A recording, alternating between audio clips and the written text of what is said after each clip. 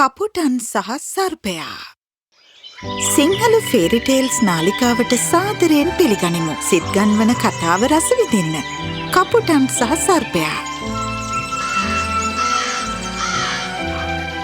කූඩු හදන කාලය ආරම්භ වෙලා කුරුල්ලෝ හරිම කාර්යබහුලයි.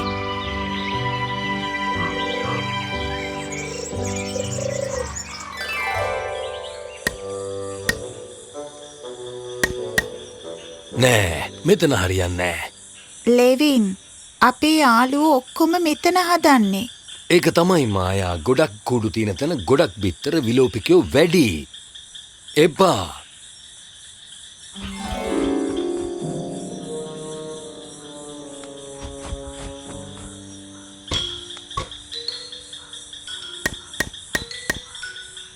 මොනවද ඔයා කරන්නේ? බලනවා මෙහි ආරක්ෂිතද කියලා.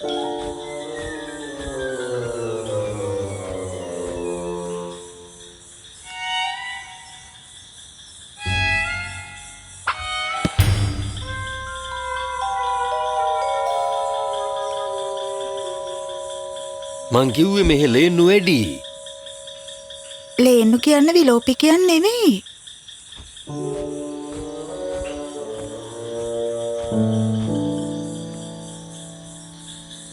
ඔව් ඒත් ඒගොල්ලෝ නොසලකිල්ලෙන් හැමතැනම දුවනවනේ. අපේ පැටවුන්ව පෑගුණොත් එහෙම. නෑ මෙතන හරියන්නේ නෑ. ලෙවින් දරුවෝ ලබා ගන්න නම් එයාලව තියන්න අපිට කූඩුවක් ඕනි. මේ විදිහට ගියොත් එහෙම කූඩු හදන කාලේ ඉවර වෙයි. අපිට කූඩුවක් නැති වෙලා යයි.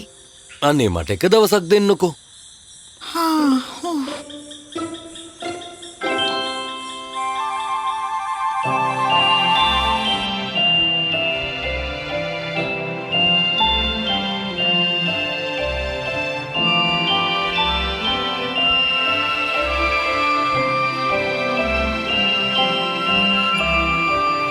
මේ පැත්ත නම් හොඳයි වගේ.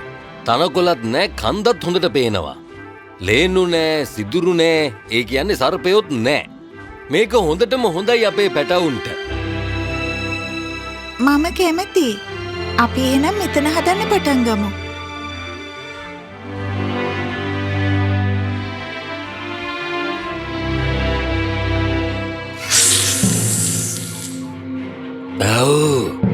කඳු තියෙන පැත්තේ සර්පයන්ගේ සිදුරු නෑ. හැබැයි කඳු වටේට තියෙන තනබිමේ හැංගුණු සිදුරු තියෙනවා. මම මගේ මූණ ඔහෙලට පෙන්නන්නේ කෑම ටික එනකන්. ඒ කියන්නේ ඔයාලගේ පැටව.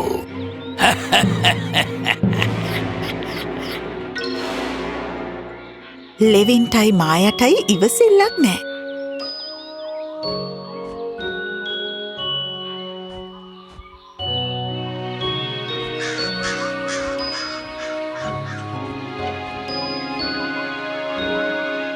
ඔයා දැන් විවේක ගත්තොත් හොඳයි.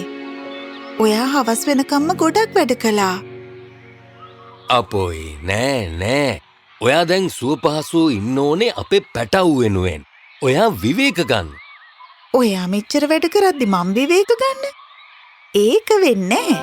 අපි දෙන්නම හැදුවොත් ඉක්මනින් ඉවර වෙයි.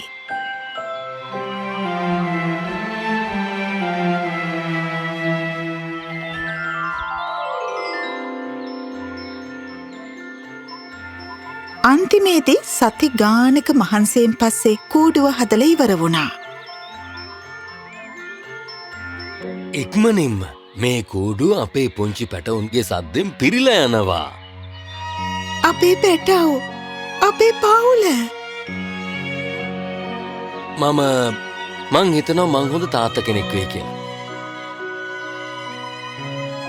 සැමියෙක් විදිහට ඔයා කරුණාවන්තයි. මං හිතනවා ඔයා දරුවන්ට මේ ලෝකෙ හොඳම තාත්තා වෙයි කියලා.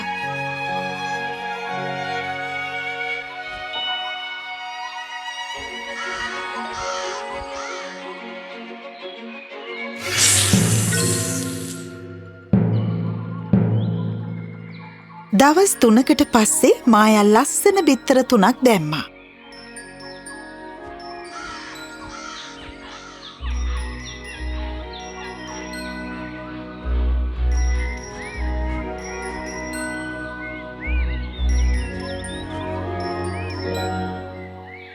ඔයා හොඳින්නේ? ඔයාට මොනවහරි ඕනේද? ඔව්. මොනවද? කියන්න. මොනවද? මට ඕනි ඔයා සංසුන් වෙන්න. අපි හොඳින්. මට විවේක ගන්න බෑ. අපේ පුංචි පැටව් එළියට ඇවිත් අත්තටු ගහලා පියඹන්න තරම් ලොකු වෙනකම්ම. ඉතින් ඔයා මෙහෙම ඉඳගෙන කෑම ටික ඔක්කොම කන්න. මම යන්නේ මගේ පැටව් ටිකයි බිරිඳයි වෙනුවෙන්.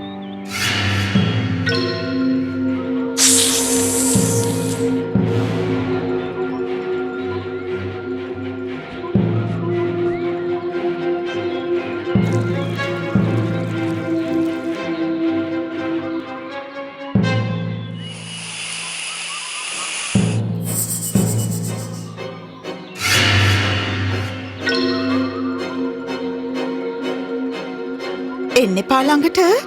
ආවොත් එහෙම මං මරනවා හේව.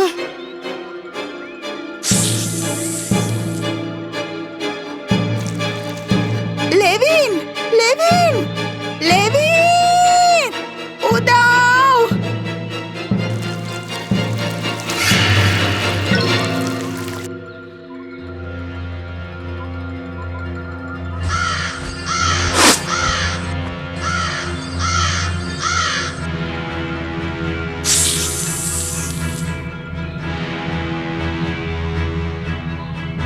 එන්න එපා. මගේ පැටව් ළඟට එන්න හිතන්නවත් එපා. ලෙවින්! ලෙවින්!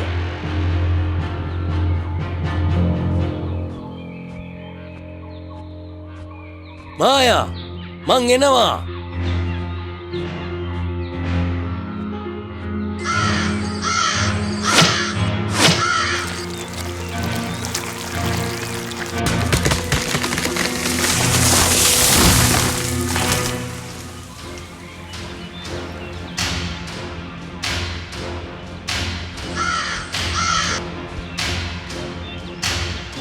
අයේ කවදාවත් සර්පයෝ එක්ක සටන්න එපා. තේරුණා නේද? මට බැරි වුණා මගේ දරුවෝ බලා ගන්න.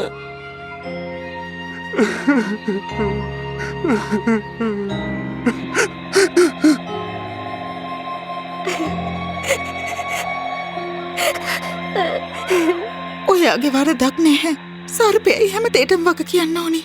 එයා වන්දි ගෙවන්න ඕනිමයි. වන්දි ගෙවන්න ඕනිමයි. මායා අපිට බෑ. එයාට හොඳ වැඩක් කරන්න. කොහොමද කියලා දන්නේ නැහැ. මේ සර්පයායි කවදාවත් කාටවත් මෙහෙම කරන එකක් නැහැ. කවදාවත්ම. අපිට සර්පයට රිද්දන්න බෑ.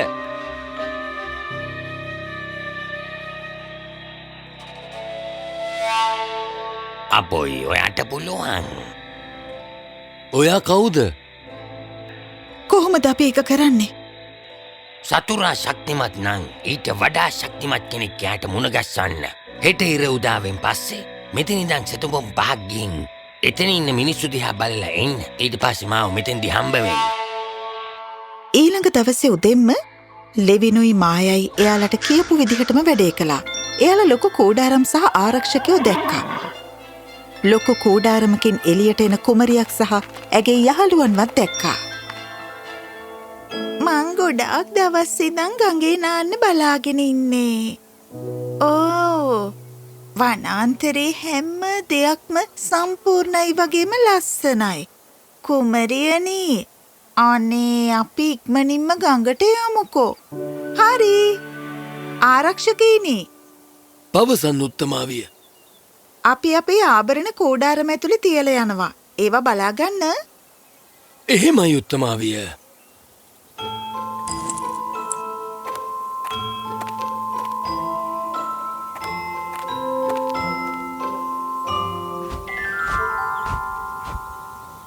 ඊට පස්සේ යාලා දාගෙන හිටපු දිලිසෙන දේවල් ඔක්කොම ගලවලා අරන් ලොකුම ලොකු කූඩුවෙන් තිබ්බා. බොහොම හොඳයි. මේ දේවල් එක්ක මොකද්ද සර්පයයි මගේ දරුවෝයි අතර තියෙන සම්බන්ධය? හැමදේම හෙට සිද්ධ වෙයි. ඉතින් මායයි ලෙවුනේ පහුවෙනිදා උදේම ආයිත් කුමරියගේ කෝඩාරමට ගියා. කුමරියගේ සහකාරිය ආභරණ කෝඩාරමෙන් තියනකම් බලාගෙන හිටියා.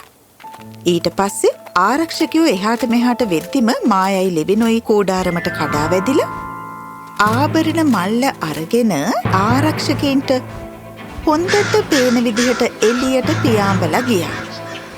හරියට එයාලව ලුහු බඳින්න කියනවා වගේ. අර කපුටෝ ආභරණ හොරගම් කළා. ආභරණ හොරගම් කළා. ලුහු බඳින්න. ලුහු බඳින්න.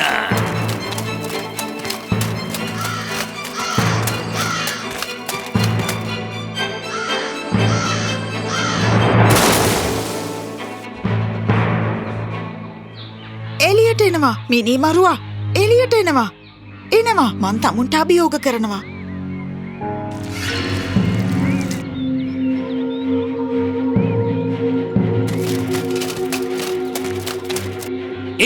ඉන්න අර ඉන්නේ උන්.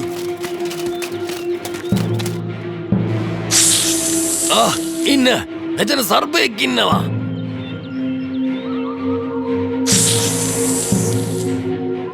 මේ සර්පයා ඉන්නකම් අපිට ඒ ආභරණ ගන්න වෙන්නේ නැහැ.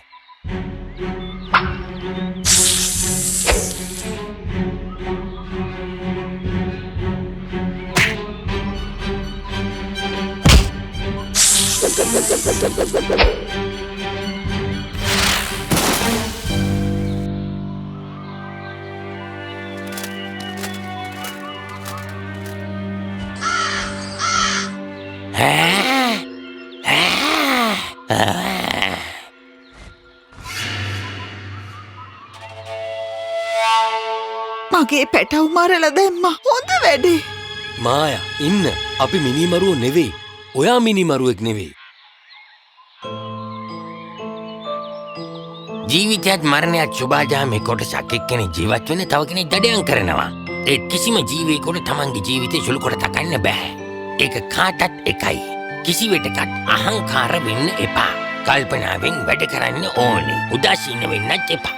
මතකයිනේ ඔයා කොච්චර බලවත් කියලා හිතුවත් ඔයා කරන දේවල් ඔයාට වෙනත් විදිහකින් ආයෙමත් ඔයා ගාවට ඉන්න පුළුවන්.